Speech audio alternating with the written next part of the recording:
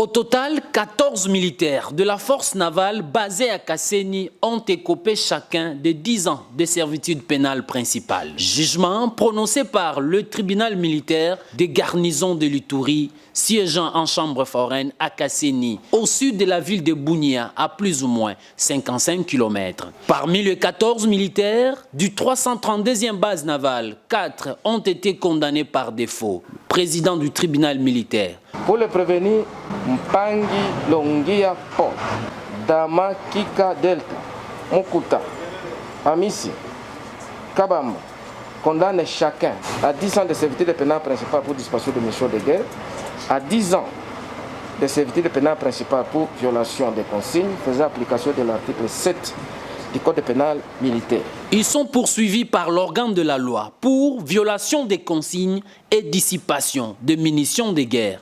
Ministère public. L'article 91 du même Code pénal militaire prévoit ce qui suit.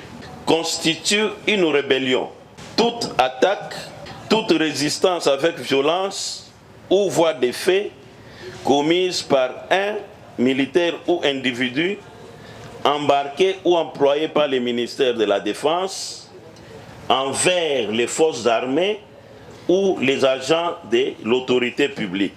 S'agissant de Mabanza et de Pangui, il s'en prenait à l'amiral, le commandant de la base navale, en lui imputant des faits non prouvés et en projetant même de les tuer si jamais il se présentait devant eux.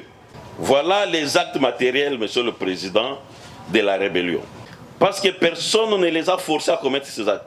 Ils se sont seulement arrangés de leur manière ou se sont permis à commettre ces actes répréhensibles. Pour le chef de Bahema Sid, qui a participé à ces audiences, a salué et loué le pragmatisme du commandant des opérations militaires en Ituri pour la tenue de ces audiences. Le centre de négoce de Kasenyi avait essuyé les détonations sporadiques de l'arme qui a paniqué la population.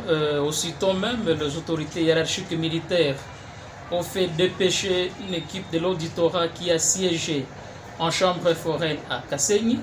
Et nous, personnellement, en tant qu'autorité politico-administrative de la place, nous saluons et nous présentons nos sincères remerciements au président du tribunal, à tous ces membres qui ont répondu favorablement et qui ont tranché sans discrimination. Ils ont tranché les verdicts de chacun de ceux-là qui auraient semé la désolation et la terreur sans tenir compte des partis pris.